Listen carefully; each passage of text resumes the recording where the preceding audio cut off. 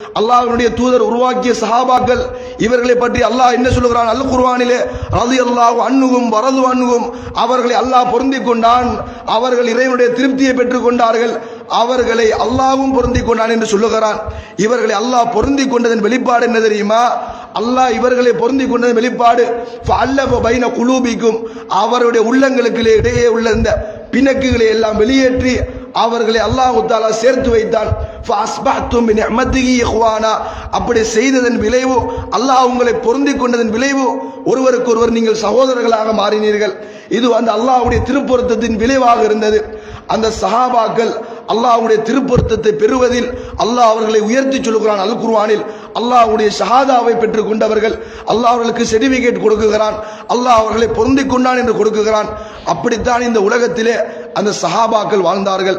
ஒரு நாள் அல்லாஹ்வுடைய தூதர் ஸல்லல்லாஹு அலைஹி வஸல்லம் அவர்கள் சபையிலே இருக்கிறார்கள், சஹாபாக்கள் எல்லாம் இருக்கிறார்கள். அந்த சந்தர்ப்பத்தில் அல்லாஹ்வின் தூதரிடத்தில் ஒரு விருந்தாளி வருகிறார். அப்ப அந்த விருந்தாளி வந்தபோது அல்லாஹ்வுடைய தூதர் ஒரு சஹாபி அழைத்து தன்னுடைய வீடுகளுக்கு அனுப்புகிறார்கள், மனைவிமார்களிடத்தில் அனுப்புகிறார்கள். யார் என்னுடைய விருந்தாளியை விருந்தோம்பல் செய்வது, யாரிடத்தில் உணவு இருக்கிறது என்று பார்த்து வாருங்கள் என்று அனுப்புகிறார்கள். அந்த சஹாபி எல்லாரிடத்திலும் சொல்லுகிறார்கள், எல்லா மனைவிமாரிடத்திலும் சொல்லுகிறார். அவர்கள் எல்லோரும் சொல்லுகிறார்கள், மானா இல்லாமா, எங்களிடத்தில் தண்ணீரை தவிர வேறு எதுவும் கிடையாது, விருந்தாளிக்கு விருந்தோம்பல் செய்ய உணவு வகைகள் எதுவும் கிடையாது என்று சொல்லுகிறார்கள்.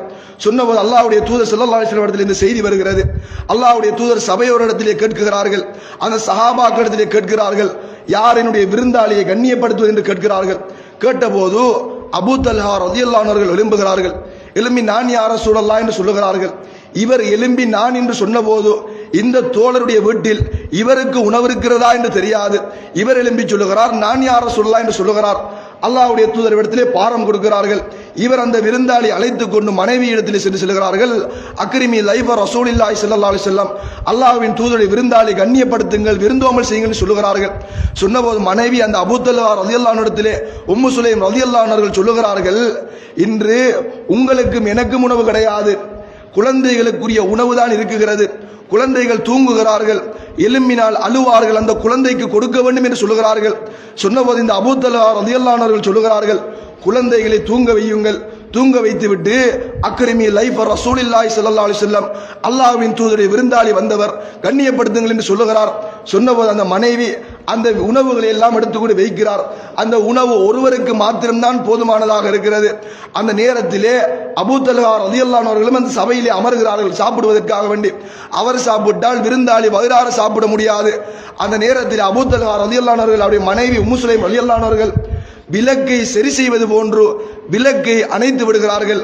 வந்த விருந்தாளியும் அவரும் சாப்பிடுகிறார் தான் என்று எண்ணி அனைத்தையும் சாப்பிட்டு விட்டு வயிறார திரும்பி சென்று விடுகிறார். இந்த சம்பவம் யாருக்கும் தெரியாது. விருந்தாளியும் எல்லோரும் சாப்பிட்டோம் என்றுதான் அவரும் சென்று விடுகிறார். இந்த அபூ தல்ஹா ரலியல்லாஹு அன்ஹு அவர்கள் அடுத்த நாள் சுபஹுடைய தொழுகைக்காக வேண்டி பள்ளிவாசலுக்கு வருகிறார்கள்.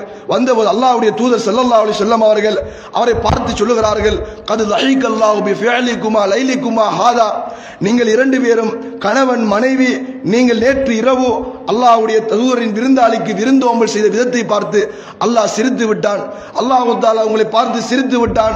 வயஸிரூன அலா அன்ஃபுஸிஹிம் வலவ் கான பிஹிம் ஹஸாஸா, அல்லாஹ்வுடைய அந்த அடியார்கள் இருக்கிறார்களே, அவர்களுக்கு தேவை இருந்தும் பிறருடைய தேவையை அவர்கள் முற்படுத்துகிறார்கள். தங்களுடைய தேவையை விட்டுவிட்டு தங்களுக்கு பசி இருந்தும் குழந்தைகளுக்கு பசி இருந்தும் அவர்கள் பிறருடைய தேவையை முற்படுத்துகிறார்கள், ஏனையவர்களுக்கு விருந்தோம்பல் செய்கிறார்கள் என்று அல்லாஹ் சூரா ஹதீதினுடைய திருக்குர்ஆன் வசனத்தை அருளி அந்த சஹாபி அல்லாஹ் உயர்த்தி சொல்லுகிறான். அவரை அல்லாஹ் பொருந்தி கொண்ட சம்பவத்தை சொல்லுகிறான்.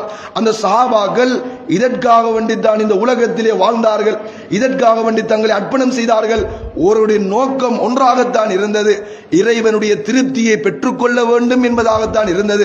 காப் இப்னு மாலிக் ரலியல்லாஹு அன்ஹு அவர்கள் தபூக்குடைய யுத்தகாலம் ஹிஜ்ரி 9ஆம் ஆண்டு நடைபெறுகிறது. இந்த யுத்தகாலத்திலே இந்த காப் இப்னு மாலிக் ரலியல்லாஹு அன்ஹு அவர்கள் அனைத்து வசதிகளையும் கொண்டவர். இவர் அந்த யுத்த காலத்தில் கலந்து செல்ல வேண்டும் என்று சொல்லி சொல்லி தாமதமாகிவிட்டார். படைகள் சென்று விட்டது, இவர் தபூக்குக்கு செல்லவில்லை, தாமதமாகி வீட்டிலே இருந்து விட்டார். அல்லாஹ்வுடைய தூதர் ஸல்லல்லாஹு அலைஹி வஸல்லம் அவர்கள் தபூக்குடைய யுத்தகாலம் முடிந்த போது ஊருக்கு வந்து தபூக்கிலே யுத்த காலத்திலே கலந்து கொள்ளாதவர்கள் எல்லாம் அழைக்கிறார்கள். அழைத்த போது காபி இப்னு மாலிக் ரலியல்லாஹு அன்ஹு குடும்பம் எல்லாம் சொல்லுகிறார்கள், காபே, நீ உண்மையை சொன்னால் அல்லாஹ்வுடைய தூதர் உன்னை சமூக பகிஷ்காரம் செய்து விடுவார், உன்னோட அல்லாஹ்வுடைய தூதர் பேச மாட்டார், அந்த சஹாபாக்கள் பேச மாட்டார்கள். எனவே எல்லோரும் சொல்லுவதை போன்று நீயும் ஒரு காரணத்தை சொல்லி அந்த இடத்திலிருந்து தப்பித்துக்கொள் காபி இப்னு மாலிக் என்று சொல்லுகிறார்கள். அந்த காபி இப்னு மாலிக் ரலியல்லாஹு அன்ஹு அவர்கள் அதனை எல்லாம் கேட்டுவிட்டு அந்த வரிசையிலே வந்து நிற்கிறார்கள். ஒவ்வொருவராக அல்லாஹ்வுடைய தூதர் விசாரிக்கிறார்கள். ஒவ்வொருவரும் ஒவ்வொரு காரணத்தை சொல்லிவிட்டு அவர்கள் சென்று விடுகிறார்கள். காபி இப்னு மாலிக்குடைய வரிசை வருகிறது. இவர் அல்லாஹ்வின் தூதருக்கு முன்னால் வருகிறார்கள். வந்து கேட்கிறார்கள், காபி இப்னு மாலிக்கே, ஏன் தபூக்குடைய யுத்தகலத்துக்கு நீங்கள் கலந்து கொள்ளவில்லை? உங்களுக்கு சுகம் இல்லையா? ஏதாவது காரணமா என்று கேட்கிறார்கள். காபி இப்னு மாலிக் ரலியல்லாஹு அன்ஹு சொல்கிறார்கள், இல்லை யா ரசூலல்லாஹ், அனைத்தும் என்னிடத்தில் இருந்தது, எல்லா வசதியும் என்னிடத்தில் இருந்தது யா ரசூலல்லாஹ், நான் வருவோம் என்று தாமதமாகிவிட்டேன், படை சென்று விட்டது என்று காபி இப்னு மாலிக் ரலியல்லாஹு அன்ஹு சொல்கிறார்கள். அல்லாஹ்வுடைய தூதர் ஸல்லல்லாஹு அலைஹி வஸல்லம் அவர்கள் சொல்லுகிறார்கள், அந்த நேரத்தில் அல்லாஹ்வின் தூதரத்தில் பதில் சொல்லுகின்ற போது காபி இப்னு மாலிக் எப்படி பதில் சொல்லுகிறார் தெரியுமா? அல்லாஹ்வின் தூதரே, எல்லோரும் செல்லுவது போன்றோ நானும் உங்களிடத்தில் ஒரு காரணத்தை சொல்லிவிட்டு செல்லலாம். அப்படி சென்றால் நீங்கள் என்னை பொருந்திக் கொள்வீர்கள். ஆனால் படைத்தவன் ரஹ்மான் என்னிடத்தில் அதிருப்தி அடைந்து கொள்வான், அவனுடைய திருப்தியை நான் பெற்றுக்கொள்ள மாட்டேன். எனவே நீங்கள் என்னை கோபித்தாலும் பரவாயில்லை, அல்லாஹ்வுடைய திருப்பொருத்தம் தான் எனக்கு தேவை என்று சொல்லிவிட்டு அந்த காபி இப்னு மாலிக் ரலியல்லாஹு அன்ஹு அவர்கள் உண்மையை சொல்லுகிறார்கள். சொன்னபோது அல்லாஹ்வுடைய தூதர் ஸல்லல்லாஹு அலைஹி வஸல்லம் அவர்கள், காபே, நீங்கள் செல்லுங்கள், உங்கள் விடயத்தில் அல்லாஹ் வஹியை அறிவிக்கட்டும் என்று சொல்லுகிறார்கள். இவர் இப்படி சொல்லி 40 நாட்களுக்கு மேலான நாட்கள் சமூக பகிஷ்காரம் செய்யப்படுகிறார். இவரோடு சகோதரர்கள் பேசுவது கிடையாது. அல்லாஹ்வுடைய தூதரை பார்த்து இவர் பின்னால் சென்று சலாம் சொல்லுவார்களாம். அல்லாஹ்வுடைய தூதர் மௌனமாக சென்று விடுவார்கள். எல்லோரும் ஒதுக்கி அவர் அந்த வாழ்க்கையின் விரிசல் என்ற நிலையை அடைகிறார். அந்த நிலையில் கூட காபி இப்னு மாலிக் ரலியல்லாஹு அன்ஹு அவர்கள், இறைவனின் திருப்பொருத்தம் தான் எனக்கு தேவை, இவர்கள் பேசாவிட்டாலும் பரவாயில்லை, இறைவன் என்னை பொருந்திக் கொள்ள வேண்டும், அவனுடைய கோப பார்வை பெற்ற அதிருப்தியை பெற்ற வாழ்க்கை எனக்கு தேவை கிடையாது என்று உண்மையை சொல்லி சமூக பகிஷ்காரம் செய்யப்பட்டு ஒதுங்கி வாழ்கிறார் காபி இப்னு மாலிக் ரலியல்லாஹு அன்ஹு அவர்கள். ஒரு நாள் வஹி அருளப்படுகிறது, இவரை மன்னித்ததாக வஹி அருளப்படுகிறது. ஒரு நபித்தோழர் மலை அடிவாரமாக ஓடி வந்து சொல்லுகிறார், காபி இப்னு மாலிக்கே, உங்களை அல்லாஹ் மன்னித்து விட்டான் என்று சொல்லுகிறார். சொன்னபோது இவர் அந்த சந்தோஷத்திலே அவருடைய ஆடை ஒன்றை அந்த வந்த மனிதருக்கு அன்பளிப்பாக கொடுத்து அந்த மனிதரை கண்ணியப்படுத்துகிறார். அவ்வளவு சந்தோஷம். இவ்வளவு நாள் சமூக பகிஷ்காரம் செய்யப்பட்டு நபி அவர்கள் பேசவில்லை, உறவினர்கள் பேசவில்லை. இப்படி வாழ்ந்த நபித்தோழரை பார்த்து இந்த செய்தி வந்த போது சந்தோஷப்படுகிறார். இவ்வளவு அவர் வேதனைப்பட்டு பொறுத்து கொண்டு இருந்ததெல்லாம் அந்த காபி இப்னு மாலிக் ரலியல்லாஹு அன்ஹு அவர்கள், அல்லாஹ்வுடைய இறை திருப்தி, அல்லாஹ் என்னை பொருந்திக் கொள்ள வேண்டும் என்பதற்காக வேண்டித்தான் அந்த காபி இப்னு மாலிக் ரலியல்லாஹு அன்ஹு அவர்கள் இவ்வளவு பொறுமையாக இருந்தார்கள் என்ற செய்தியை பார்க்கிறோம்.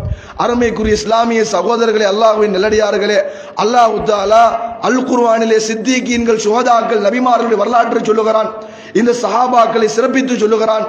அவர்களை சொல்லுவதற்குரிய காரணம் என்ன தெரியுமா? அவர்கள் அல்லாஹ்வின் இறை திருப்தியை பெற்றுக் கொண்டார்கள், இந்த உலகத்திலே திருப்பொருத்தத்தோடு வாழ்ந்தார்கள். இதனால் தான் அல்லாஹ் தஆலா அவர்களை உயர்த்தி சொல்லுகிறான்.